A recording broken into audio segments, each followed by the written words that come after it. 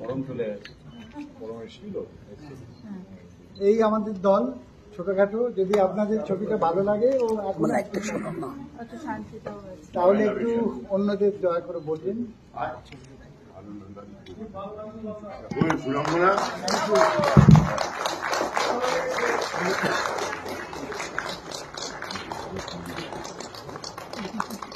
আর প্রথম দিকে যিনি ছিলেন না তার একজন পরিচয় বাকি ছিল সুব্রতনাথ মুখোপাধ্যায়